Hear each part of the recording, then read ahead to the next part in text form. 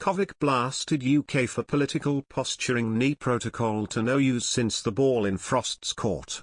Brussels hit out at Lord Frost's latest Brexit demands, urging the UK to double its efforts in a bid to find a solution to the Northern Ireland issue.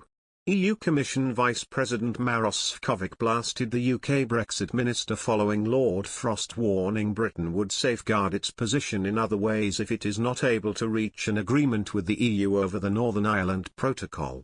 Speaking on the Andrew Marr show on the BBC, he said that if there is a genuine problem with the protocol, we can find the solutions, but the two sides had to work together. He said political posturing and bringing new problems to the table will not help solve the issues with the Northern Ireland Protocol.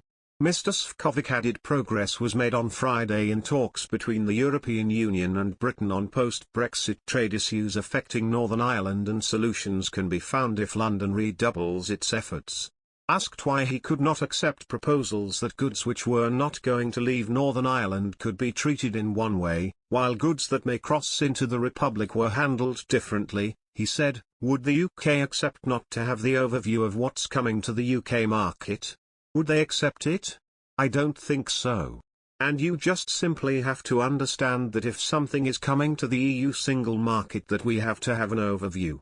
He said the EU had already proposed gestures and solutions from their side, but added, we cannot undo the Brexit, especially the type as the UK has proposed it, negotiated it, and signed the agreement upon it with us.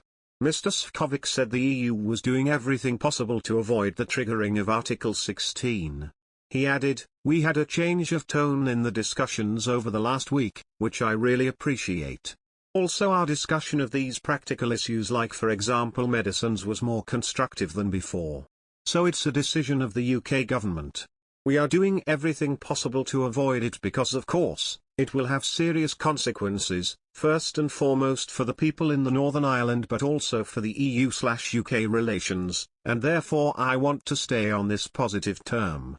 During weeks of verbal sparring, London has repeatedly threatened to invoke Article 16, an emergency break in the Northern Ireland chapter of the Brexit deal, a move that could trigger a full-blown trade war between the EU and Britain.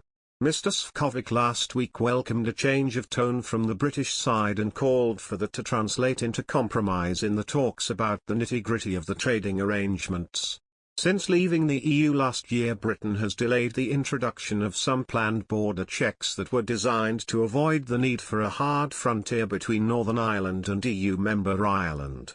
London says the checks are disproportionate and threaten Northern Ireland's 1998 peace deal because they create a barrier between the UK mainland and the province, something which is intolerable to the pro-British Unionist community there. The EU says checks are needed to avoid goods entering its single market from the UK side without any controls.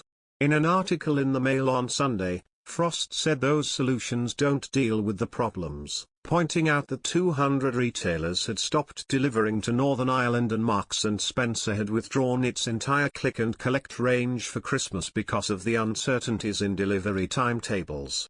There's a simple solution. Goods which both we and the EU agree aren't going to leave Northern Ireland should not be treated as if they were moving from one country to another, because they are not, he said. But at the moment the EU says it is impossible. I urge them to think again. Lord Frost had said there was momentum for his government to secure a solution based on consensus following a meeting in Brussels with Mr. Sefcovic on Friday. Writing in the Mail on Sunday, Lord Frost said, the current problems with the protocol go to the heart of our territorial integrity, of what it means to be one country and one market. They will not just disappear. I still hope the EU can show the ambition needed to fix the problem by agreement. If they can't, of course we will have to safeguard our position in other ways. We will have to